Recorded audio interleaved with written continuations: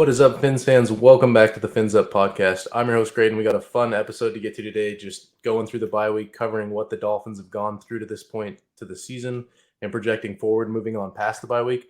Joined by GhostofAdamGase, popular Dolphins fan, to go ahead and join us and break down today. Thanks again for joining in, man. I appreciate it. Thanks for having me. Anytime, man. Let's jump back to the beginning. We're gonna go a little bit further back. What originally got you to be a Dolphins fan? And what made you stick to the team for so long? Because obviously it's been a pretty rough spell here. Yeah, I'm from Pennsylvania. I was born in Scranton. Shout out the office. Yes, I've seen it. First thing people say when I tell them that. But yeah, I was from the Northeast. So my dad, he was always a huge Dolphins fan. He became a fan when the Dolphins became a franchise, and he was a huge Zonka guy. Loved that 72 team, and that's kind of really brought him in. He played fullback. He's a linebacker, but he really connected with Larry Zonka. That was his guy. He finally got to meet him up in Syracuse at one of the games we went to. But we would always go to the Bills games. We'd go to the Jets games. We'd go to the Patriots games. But yeah, my whole life been a Dolphins fan, always. Right on. So you started from the very beginning. Yeah. Okay, so I want to start all the way back at the offseason. Obviously, things got crazy. It seemed like at the end of the season, we still had a winning record in 2021. So what didn't really seem like Brian Flores was going anywhere, that all of a sudden changed very rapidly. There was a lot of coaches available in the hiring sequence. So where did you sit at during the sequence? Like, who was Mike McDaniel your guy moving in? Or was, like, me personally, I was a Brian Daboll guy. Obviously, he ended up with the Giants, who are also having a really good season. But which were the coaching candidates you liked? And then what was your initial reaction when Mike McDaniel was named the guy moving forward? Yeah, those were the two guys. I mean, I thought they were going to take Daboll, especially with all of the, the two interviews and everything like that with Mike McDaniel. But those were the two guys. I mean, I think the other guy was Nathaniel Hackett. He had odds in Vegas. It was like plus 500 to be the next head coach. But I was always, I talked about Daboll. I was like, he's probably going to be the coach. Mike McDaniel kind of came in, after that because San Fran was on a run at that time when they were doing the interviews and whatnot. Obviously, Daboll came in and did all of his did everything, but it was between those two guys. I mean, once the Giants hired Daboll and we got McDaniels, it was great because I wanted a young guy. I like the Shanahan system. We all wanted to see us run the ball. We struggled with offense for how many years? It's like every single Sunday we would watch the Dolphins lose and they barely be able to move the ball, getting 29% on third down. It seemed like we couldn't get a chunk play for the life of us. It took us 15 plays to score with that RPO offense. And finally we get injected with wow, we finally have an offense. Like we have an offensive guy coming from the Shanahan system. He's the run game coordinator, then the offensive coordinator. Is he calling the plays? Is he not calling the plays? But we were all excited. I was excited for it. I just wanted to see an offense, and to say he's delivered would be an understatement. Big time. Yeah, for me, it was interesting coming in because there was talk back and forth on did McDaniel call the plays or did Shanahan call the plays in San Francisco? And it makes me nervous when you hire an offensive coordinator from a team that has an offensive-minded head coach, because how much credit goes to the coordinator and how much of that is actually from the head coach.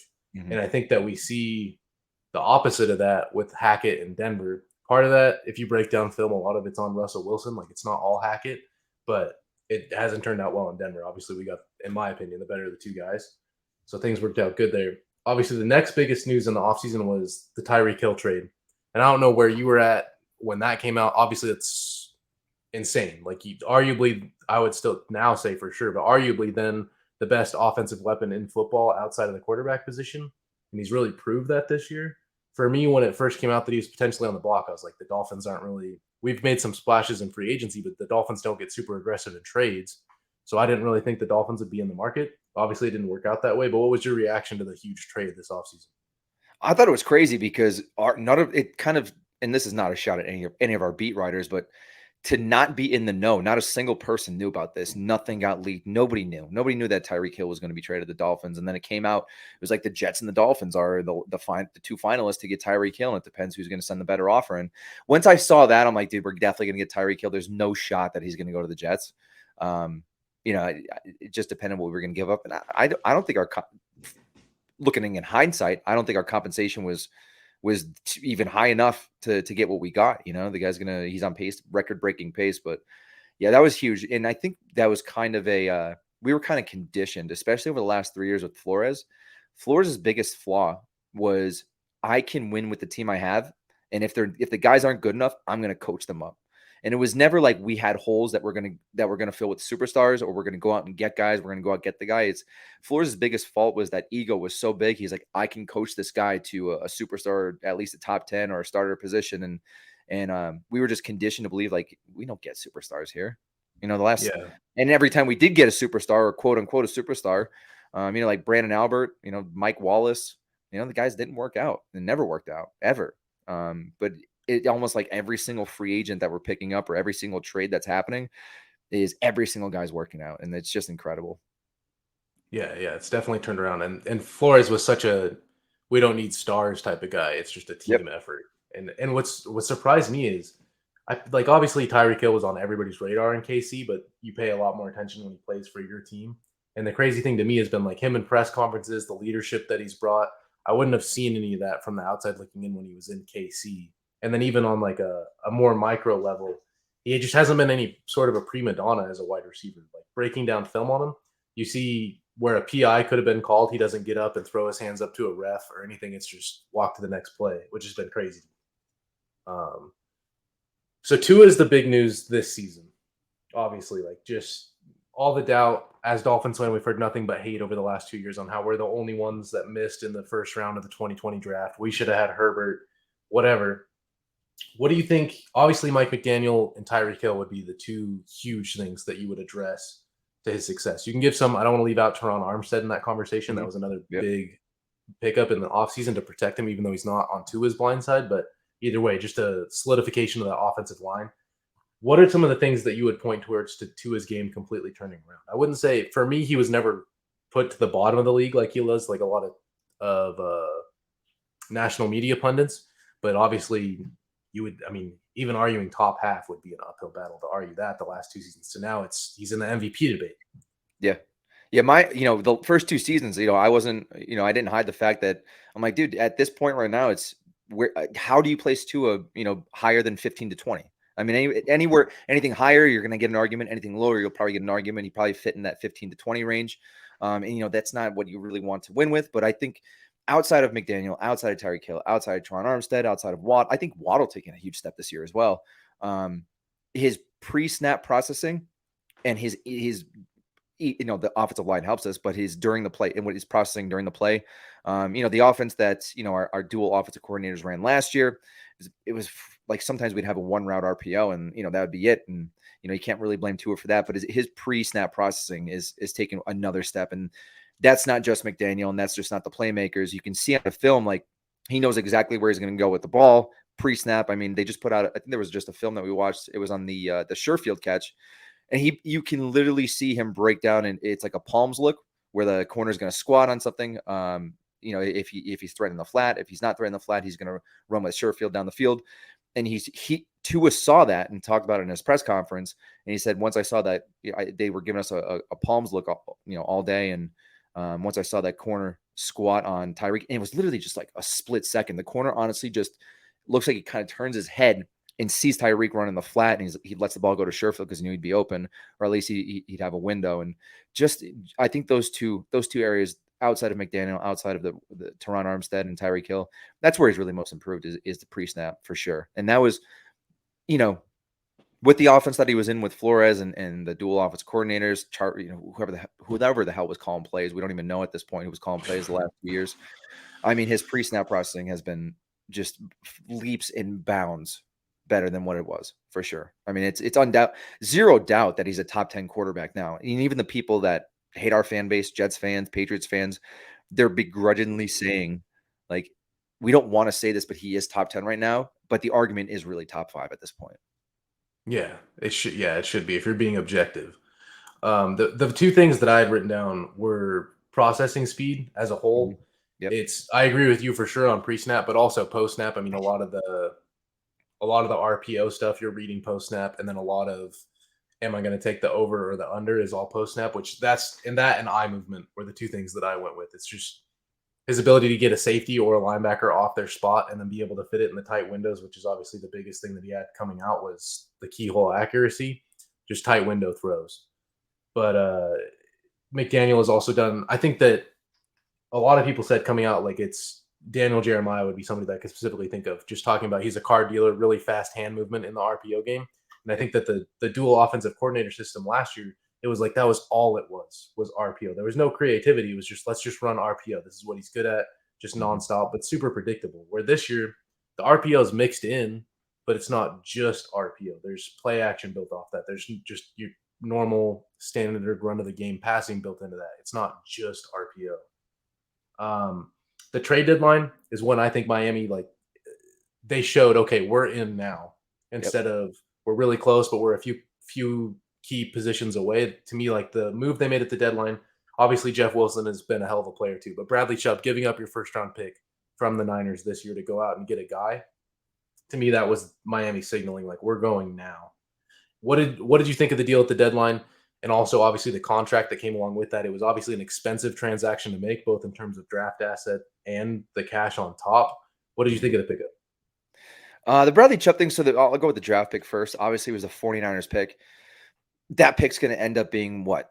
Anywhere. It's got to be 27 or higher at this point. The NFC is not good. San Francisco could go to the Super Bowl. It could end up being a 30 or 31st pick overall anyway.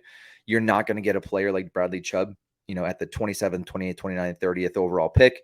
The money, as we've seen over the years, look at the Chiefs roster the last 3 years.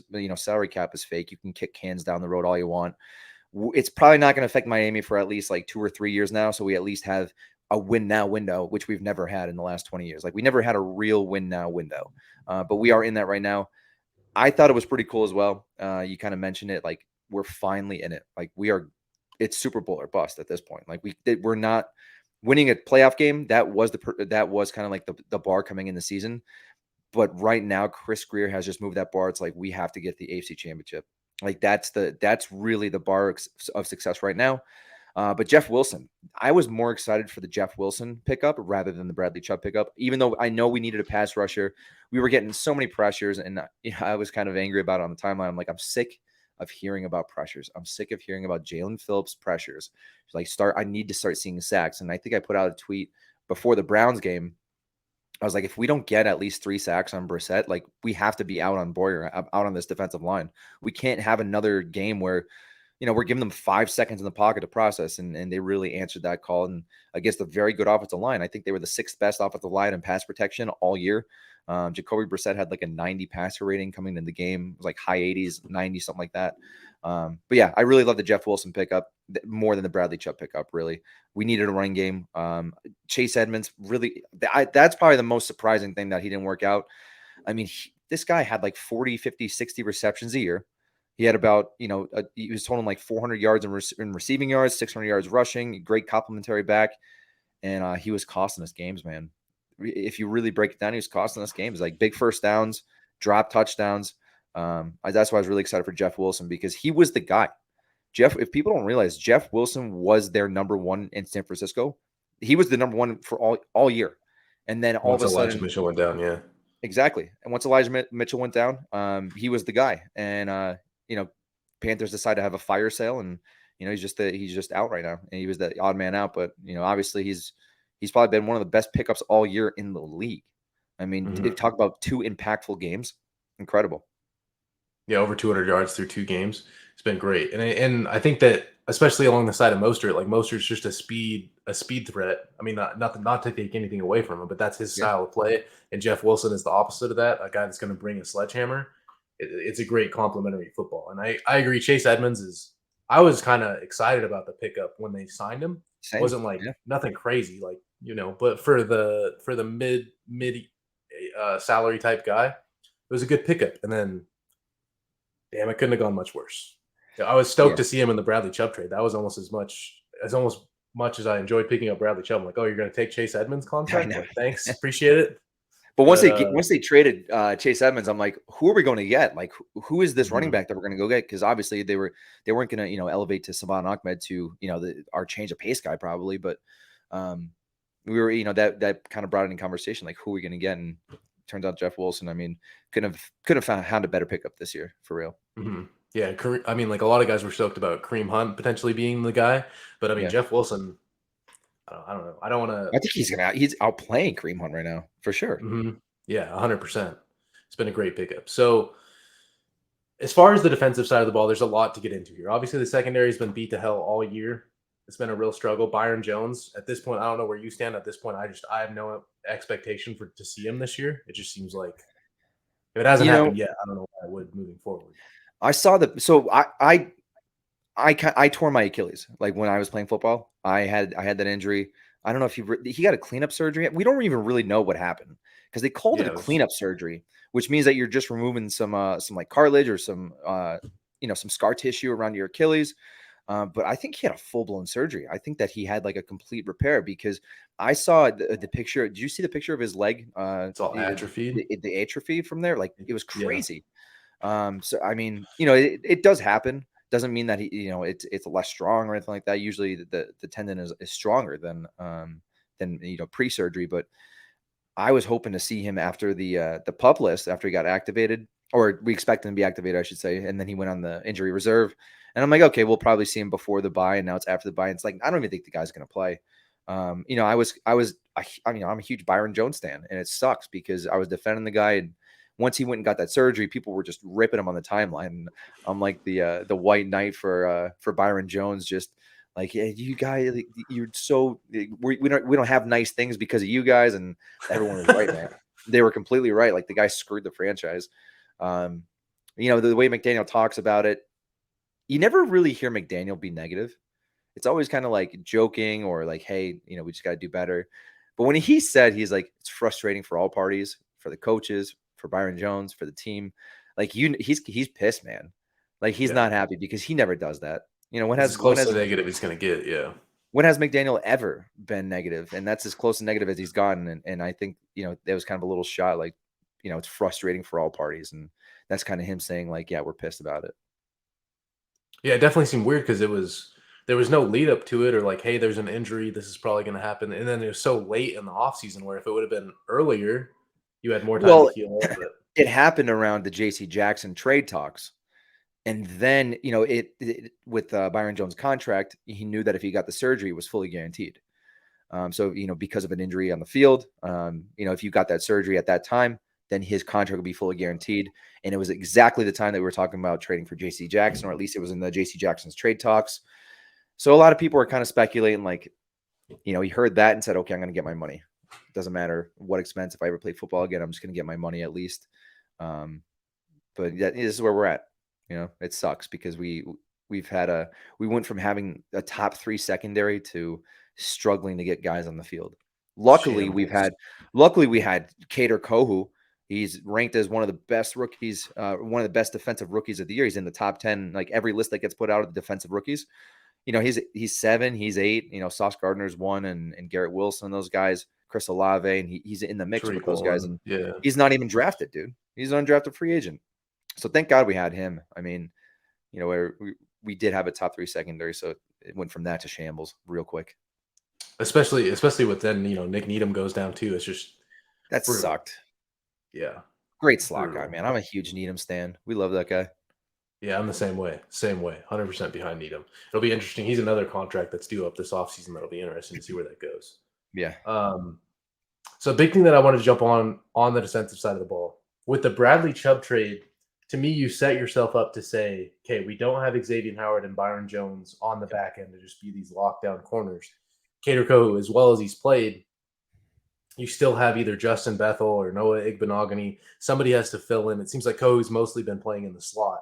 He does bounce outside on occasion, but the majority of his snaps seem to be in the slot with Bethel or Igbo out wide. It seems like, in my opinion, we had great adjustments from Josh Boyer at halftime in the Lions game. The Bears game, not so much. To still just continue to run all over us. The Browns game last week, obviously things started to look a lot better. You held them to 17 points. It seems like the run D has been very good against organic rush when you don't have a scrambling quarterback. Lamar Jackson lit us up.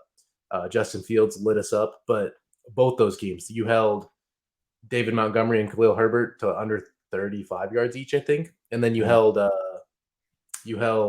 Nick Chubb and Kareem Hunt pretty well. I mean, Nick Chubb only had 9 carries, ended up with 66 yards. A lot of that was on the 33-yard touchdown.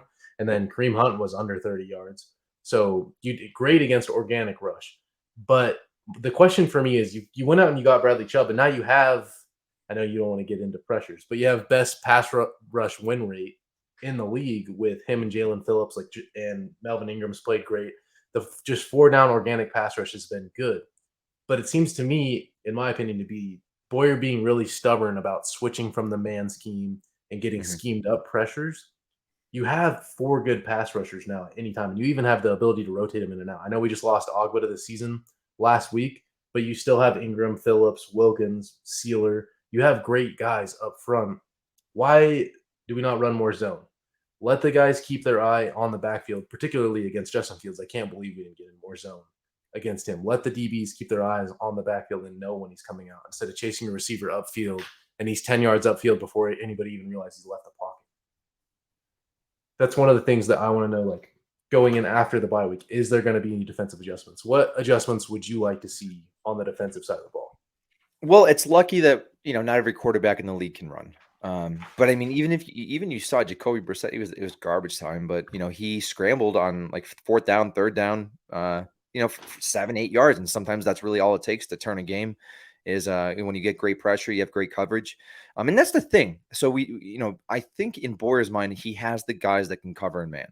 And if you really look at it, these guys are covering for their 3 seconds. So if you look at the Bears game, Justin Fields can't let that ball go for 3, 4, 5 seconds, and then he's running.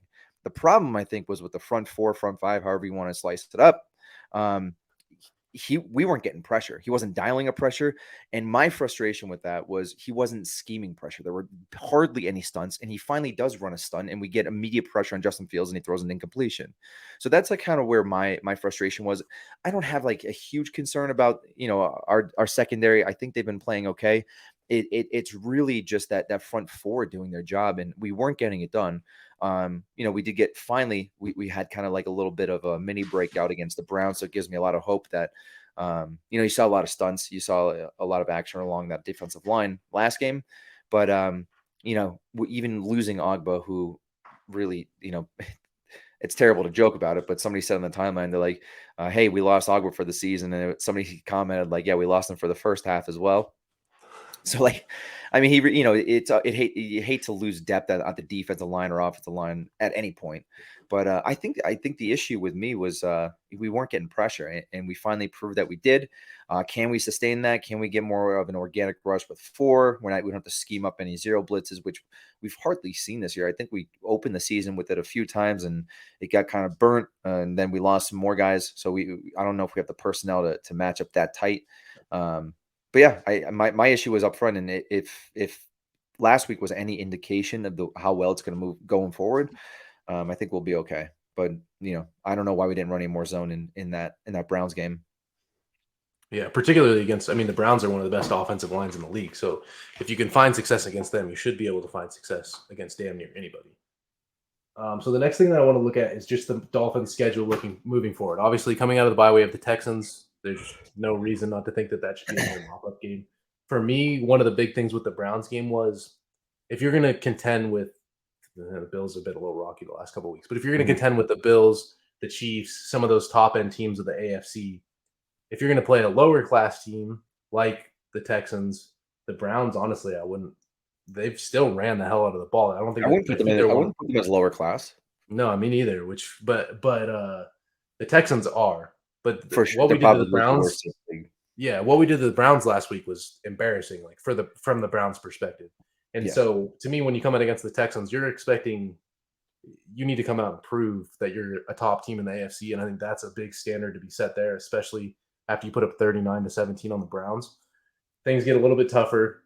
Come out to a West Coast trip, go to the 49ers, the Chargers, go to Buffalo to play the Bills, and then host the Packers for Christmas, go to New England, and come home for the Jets. So things kind of lock up a little bit more in the last, particularly 4 games of the week or the season. I'm not going to ask you to go through and predict a win-loss in every game, but what are some of the challenges that you think the remainder of the schedule does hold? And what would you say, just final season record outlook? What would be, let's give a high and a low. Let's give a range. What do you think would be the ideal situation if the Dolphins played their best ball, continued on the streak they're on, and then if things do get rocky, start to struggle a little bit? What would you see as a low-end fallout? I mean, low end fallout is 4 losses in that stretch. That's like total floor. That's like stuff goes extremely wrong. We hit, the Bills are fumbling at the 1 yard line. That's Miami somehow, like up in New England or up in Buffalo where we have the game and something terrible happens.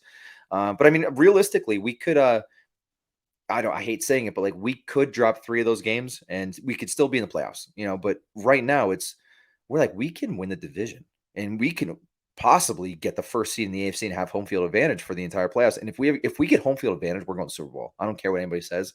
Like the defense plays different at home. The defense is much, much better at home. The offense has been clicking at home. We're able to run the ball at home. Everything just, it happens better. So the high end, we drop maybe 1 or 2 of those games and we get the first seed, or at least at the very least, we win the division with one of those wins coming up in Buffalo. But I mean, worst case, we drop 3 or 4 of those games and we still make playoffs because they could drop 4 games and be well, we have 3 losses right now. So it's, 10-7, make the playoffs, but that's worst case scenario. And I mean, if worst case scenario is still making playoffs, so be it. But right now it's, we're fighting for that, not only division lead, but first seed in the AFC. That's kind of the goal right now. And like, it goes back to the trade deadline. It's like we didn't go get Bradley Chubb. We didn't give up a first round pick. We didn't pay him, what was it, $40 million a year, whatever it is. We didn't do that to make playoffs. We did it to get to the AFC Championship, and that's the goal right now. I think for me, at least from a fan perspective, and this might be just because what the last 20 years have looked like, one playoff win would make me pretty stoked just to see a playoff W. But there's a lot of games left on the schedule where, to me, it's hard to excuse a loss. Like, I still have a tough time. I know the Patriots have been playing better. They're 5-4. They're still on a winning record. Dude. No, they're not. Mac Jones. Mac Jones has looked like how he should look. I would have expected him to look last year. He's looked a lot worse. The Packers, I don't ever want to count them out just because you never know when Aaron Rodgers can all of a sudden. He's back-to-back MVP. You never know when he could just snap out of it. I don't know what the hell has been going on in Green Bay. And the Jets are so hard for me. They've been running the ball really well, but until Zach Wilson looks anything less than a bottom or more than a bottom 5 quarterback, we made them punt 6 times at home. Okay, we had them punt 6 times, and we did nothing with those possessions. And you bring that team to Miami. Again, the defense plays much better in Miami. If Tua plays in that Jets game, there's zero doubt in my mind that we win that game. There's no. Especially you were within 2 points going to the fourth quarter. Like, I think we're up 2. We'd be up 2 scores at half in that game. But the things happen. Jason Sanders happens, and whatever happened with Bridgewater and Skyler coming in for his first career. Basically a start. Bridgewater only had about 2 snaps, but yeah, I mean, I realistically, I only see 2 potential losses, and that's San Francisco and that's the Bills. Every other game we should win. Every other game. The Chargers are not good this season. You're gonna get pressure on Justin Herbert. Who knows when Keenan Allen's gonna come back? I don't think Mike Williams is coming back. They're banged up on defense. I think we beat the Jets handily at MetLife with Tua. Than the Patriots. I just don't think they're a good team. I think it's kind of a circumstantial wins that they've been in. I think they'll finish last. And I actually said in the offseason that I'm pretty sure that the Patriots will finish last in the division this year. But it's just those 2 games, San Francisco and the Bills. I agree. One last thing on the schedule. Like you said, right now we're competing for minimum first in the AFC East, potentially first in the conference. So looking at the AFC East, the Bills, to me, they've had 2 rocky games. I can't count the Bills out. Like, it's still – I don't think Josh Allen's as bad as what he's been playing. I don't know what's up with the elbow injury, but it doesn't look like unhealthy Josh Allen out there. It looks like 2017 Josh Allen that forgets which team to throw the football to, or thinks that he's – maybe it's the confidence has gotten past the point of where you want it, to the point where he's like, I can fit the ball in any window at any time, and he's just forcing things. It could be a mix of that. I can't count the Bills out. To me, they're still – the number 1 team that we're competing with. The Jets, I think that they've arguably had the best draft in 2021 out of any team, and I think that's what's getting them by. I mean, Breece Hall obviously was a huge loss. Elijah Vera Tucker was a huge loss, but Sauce Gardner's still balling out of his mind. Robert Saleh seems to be coaching that team really good. We talked about, I think we're on the same page on the Patriots. To me, they're 5-4, but it's not a real 5-4. Yeah. What would you? Should have lost to the Jets easily. That roughing the passer was a brutal call. If we're being honest. 100%. So looking at the AFC East, what would you see as the fault line? Would you say that you predict the Dolphins to come out on top, or do you think it's going to be just a shootout to the end with the Bills? How do you see the AFC East? Yeah, the Jets have. I really do think the Jets are going to lose some games here. They have a tough stretch coming up. The Jets are going to lose some games. And again, Miami could just win out too. I mean, it's not crazy to think that Miami wins out. I mean, like at the 49ers, at the Chargers, at the Bills, that's like one of the toughest stretches in the NFL, especially when you're a team from Florida. You're traveling 3,000 miles west twice in a row, 2 weeks in a row, and then you're going to travel 1,500 miles north. So that is really tough. But I think the Bills aren't going to win out. Miami's probably not going to win out, but it's going to be the team that loses the least amount of games, really. Every team, and I'm pretty sure every team in the AFC East, beside the Patriots, I think they technically they control their own destiny. So it's just a shootout, man. It's just our luck that finally the Dolphins are good, and then there's 3 teams in the AFC that are potential playoff contenders, or at least contending for the number 1 seed in the AFC. Like that, how crazy is that? There are 3 teams in the AFC East that are 1 game away from being first in the AFC. That's It insane. feels That's just our luck. it feels like everything the AFC West was supposed to be is what the AFC East Yeah, is what a this year. disappointment that division has been, Yeah, especially the yeah. Raiders, man. Terrible. You look at that roster and it's just like how. Um, so 2 things before we wrap up here. I want to get to some offseason contracts, Yeah. but before we get there, we looked at the schedule a lot, and you're going to be at Buffalo, at the Bills. Tua last year, the Tennessee game was huge as far as didn't look good in cold weather. Obviously, Tua to this point has been surprising in every aspect of the game, leading up to being in the MVP race here to close the season. Is there any interpretation that you have at the end of the year going to these cold locations on it? Is it going to be like the rest of his game where it's up a level and you don't have to worry about the cold, or do you have any hesitation or apprehension going into the cold weather? I mean, I definitely have some apprehension and some tension about it. I mean, we're kind of scarred from the last 2 years, man. It was, one of the last 2 games of the season. I think it was the last game of the season in Buffalo where they ended the playoff. They ended playoff hopes, and then Tennessee ended our playoff hopes again. Both cold weather games, and it's 2 of this. I mean, really, if we're gonna be honest, 2 has shut down every single bad narrative that he's had all year. Can't hit the deep ball, leads the league in deep balls. Can't be an MVP race, or he'll never be a top 10 quarterback, and he leads the MVP race in some people's eyes. He'll never be a top 10 quarterback. He's now a top 5 quarterback. He can't throw the ball downfield. He leads the league in air yards per attempt. So I mean, I do have some apprehension, but the kid has literally shut down every single negative narrative that he's had about him for the last 2 years or 3 years now. Cold weather game, and that's just going to be another check mark off the list, really. A lot of it had to do that we couldn't run the ball in previous years. I think that we have the guys. Offensive line is playing great. I mean, Robert Hunt, wow. Teron Armstead, wow. Robert Jones filling in at left guard. Liam Eichenberg is never going to see another snap as long as Robert Jones is healthy. I sure hope so. Connor Williams is a top 5. We have 3 top 10 players on our offensive line, or 3 top 10 offensive line at their specific position. Connor Williams is a top 5 center right now in every single metric. Teron Armstead could be in the top 3 conversation at left tackle. Robert Hunt, he's playing at a top 10 level. And Robert Jones, I mean, he's been a pleasant surprise. I mean, I was wondering why the guy didn't get a chance the last 2 years anyway. But Yeah, I agree.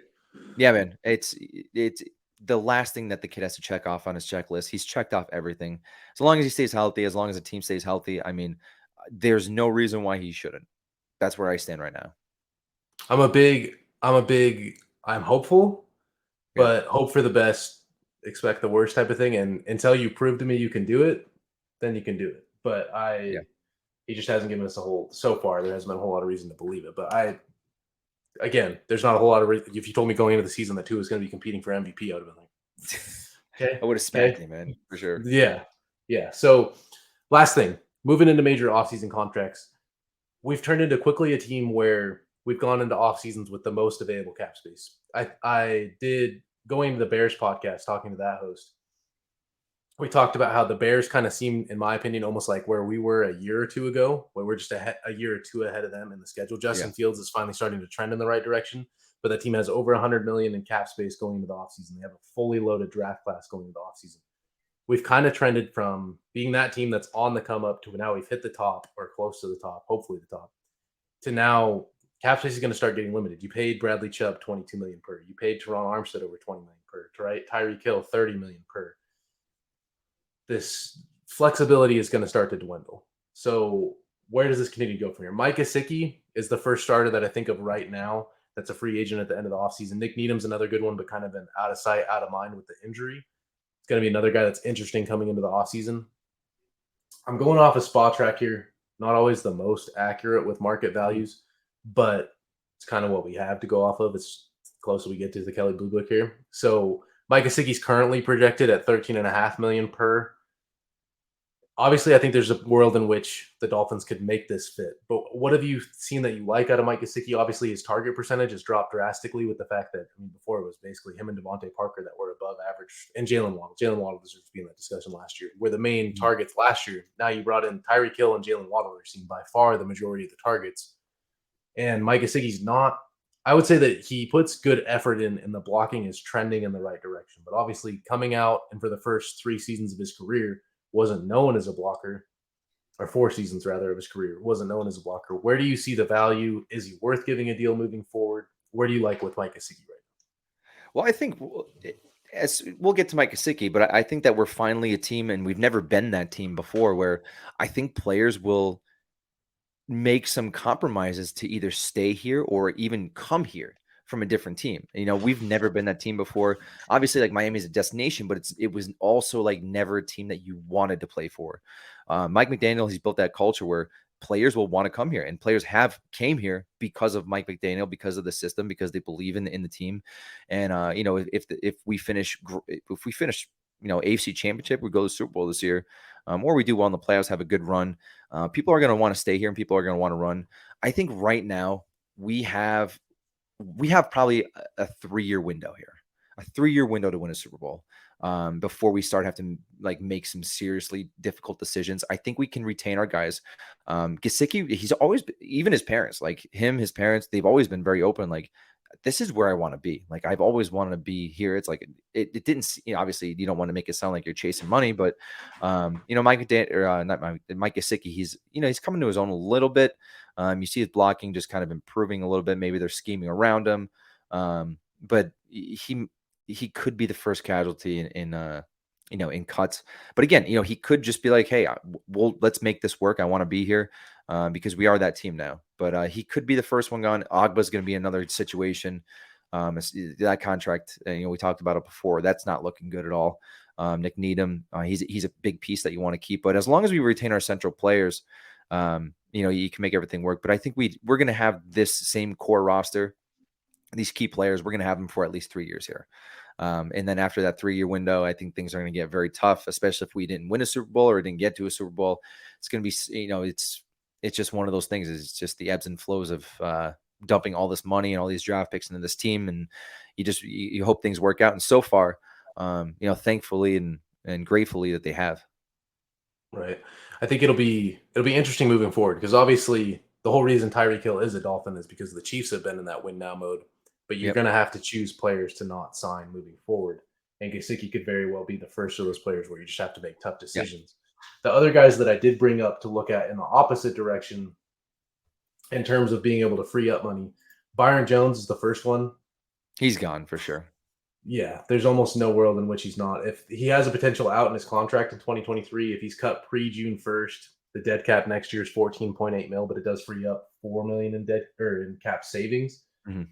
There's some more that could be saved in a trade after June 1st, but I don't see who's going to want to be real zealous to pick up that contract right now, especially after missing the whole season, and who knows what you're going to get out of it. And he's over the age of 30 now moving forward at the cornerback position that just doesn't have a history of turning out well. So I doubt it. One thing that, Chris Greer deserves obviously a hell of a lot of credit for what he's done, period, to this point. But what he continues to be really good at is the flexibility that he builds into contracts. Emmanuel Ogba just signed this contract last offseason for 4 years. If the Dolphins want to get out in 2024, it's only $4 million in dead cap. So there is flexibility built into that. There's not a lot of flexibility next year. If they wanted to cut him next year, it'd be 21 million dead cap. minus 3.6 in savings. So there's not really a whole lot of getting out of that next year unless there was a potential trade, which I think the trade has maybe potential. Like you just be getting a pack of cigarettes back, but everybody wants an edge rusher in this league. So if you look at historically how he looked before the season, Yeah. maybe there's somebody that wants to make that jump, but I wouldn't be feeling super optimistic. Yeah, I mean the trade scenario there for Miami, it wouldn't really be about the draft pick. It would be unloading that contract onto somebody. Mm-hmm. And even then, I mean, at the trade deadline, you always see teams, either sometimes like meeting in the middle or splitting the contract and taking on some, and you always see some negotiations. So just because he gets traded doesn't really mean that his contract's going to leave or it's going to be exactly what is in the contract. They can they can meet in the middle on it as well. Yeah, there's room for negotiations there. Um, the big contract, obviously, moving forward. Tua is in his third season, so he's got one more year next year on his rookie deal, and then he has a fifth-year option. I think him making the Pro Bowl this year is all but done. I would say I have a really tough unless he gets hurt and misses the rest of the season. I don't see a world in which he misses a Pro Bowl nod as far Right. as his fifth-year option moving forward. I don't have it pulled up exactly how that works. I know it's based off how Pro Bowls play time, all that. I don't know what the exact number would be with a Pro Bowl nod, but there is talk so far that they might want to start jumping into contract talks as soon as this offseason to start hammering something out and just have it done ahead of time. I think it's interesting. I think that it's right now. Spot has him right at 40 million per what they would expect him to get. We talked pre-show about how he seems like the type of guy that could potentially take a hometown discount, especially like you said, if Miami continues to become more of a destination, if we are chasing Super Bowls. The question here for me is, I think it's very important if there is the potential, if Tua and his agent are open to starting to negotiate now, I would really like to see Miami set the market on Joe Burrow, Justin Herbert. This Jalen Hurts belongs in that conversation. You can't even get a Yeah. fifth-year option because he's a second-round pick. It'd be interesting to get it hammered out now and set the market rather than have Justin Herbert get a deal or have Joe Burrow get a deal. And now that's your starting point. Yeah, it's gonna be tough. Mm-hmm. Yeah, it's really, and then it's like, are you giving the money too early? And it's like, are you then gonna set that nail so early? And because the Chargers are obviously going to pay Justin Herbert. That's their guy they want to build around. He's going to be there for at least another probably 10 years. But Tua is outplaying both of them so far this year. And as soon as they get money or as soon as they get a contract or something written down, that's going to be Tua's floor. Depending on what he does this year. And, he's been nothing but he's still ascending this year. There's throwing 10 touchdowns, 0 interceptions the last 4 weeks. It's unbelievable. Yeah, insane. Well, and the thing too, for me anyways, moving forward, this is the first year in this offense. It's McDaniel in his first year as a head coach. Yeah. There's so much ceiling to me that's still yet to be achieved here. We talked about a couple episodes ago how it seems like Tua is starting to alert more at the line. Like you said, you talked about his pre-snap reads moving forward. Yep. I think he's getting better at reading defenses and getting the offense in a better position to be successful on the play. That's in year one of this offense. Give him 2-3 years in this offense, it's going to continue to move in that direction. So I don't know. Like we said, Miami's just going to have to get in a position here where cap flexibility is going to get harder and harder to come by. I think that we've pretty much covered everything. I mean, the Browns game looked great. The rest of the season moving forward is looking great. The AFC East is obviously going to become a very interesting conversation, let alone the conference. If the Chiefs slip at all, I mean, they lost to the Colts. If you can figure that one out, then they can lose. There's always the potential to drop a game. The Chiefs have flaws, man. They got a lot of flaws. They move the ball. They moved the ball like very differently this year. Even if you look at Patrick Mahomes' passing charts this year, it's nearly everything is behind the line of scrimmage or at the line of scrimmage. He's still doing it, and he's still probably the best quarterback in the league up to this point. But they've had to do a lot of things different. A lot more of the game is on Patrick Mahomes. Even some of the balls that he's throwing to like Travis Kelce aren't on target. It's just different watching the Chiefs. I mean, he's still getting it done, obviously. But a winning formula isn't throwing the ball 70 times. I mean, what do you throw the ball 68 times last game or 2 games ago? Mm-hmm. It's like that's not a winning formula. You can't do that every single game. You got to be able to do things. You got to be able to get stops on defense. You got to be able to run the ball. So who knows? They could hit a wall. Really, you really don't know. But things are a lot different looking in Kansas City than they have the last 3 years. I think that's one of the things that's really interesting coming off the Browns game. If the I mean, obviously you would never expect the Dolphins to run 195 per Yeah. game on the ground, but you've proven the ability that you have to get the ground game involved, and if you can even just get a little bit over half of that per Yeah. game, that's going to start trending in the right direction and looking good going into cold weather, going into playoffs. And that's a good defensive Um, line. Like they weren't, dude, you don't have slouches on the defensive line. Immediately you have Miles Garrett and Jadeveon Clowney on almost nearly every snap playing that game. That's those guys aren't slouches, and we had linemen at the second level within a second and a half of getting the ball snapped. It was beautiful. It was great. I mean, I don't know if that's scheme or if that's just guys coming to their own, or maybe the Browns had a bad game. Who knows? But it did happen, and there's talent on that defensive line. Everyone wanted to talk about this is a test for Miami. This is a test for Miami. This is a test for the run game, test for the pass rush to get the sixth best offensive line in the league. And I think they've checked all those boxes. well, especially if you're watching the game, Miles Garrett could have been on IR for all I knew. Like you never even saw him in the game. He had one Yeah. tackle in the whole game. So yeah, I mean, definitely you want to check boxes. That was checking boxes. Yeah. So I don't think there's much else to cover. Why don't you do me a favor, bro? Let everybody know where to find you. Everybody probably already knows, but go ahead and Sure. shout out your handle. Let everybody Yeah, know. dude. Appreciate you coming on the show, man. At GhostofAdamGase, one word. I am currently suspended for 5 more days because I used some bad language against somebody on the timeline. But I'll be back. I'll be back on Sunday, man. Yeah, it's my like second suspension I've had. Whatever. Who's counting? These You Twitter hate to see Twitter it. streets are tough, man. All right, man. Well, thanks again for coming on, bro. I really appreciate you.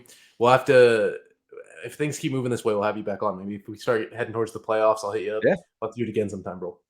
for sure. I appreciate it. Thank you so much for having me on. It's been fun. Anytime, man. All right. If y'all want to do me a favor, you can follow the podcast on Twitter at FinsUpPodcast. If you like the video, do me a favor, like and subscribe. If you're listening on a podcast platform, do me a favor, leave a rating and review. As always, if you like the podcast, leave it 5 stars, be a friend, tell a friend. If you didn't like it, leave it the rating you feel it deserves, and just let me know what you didn't like. Appreciate it. Fins up.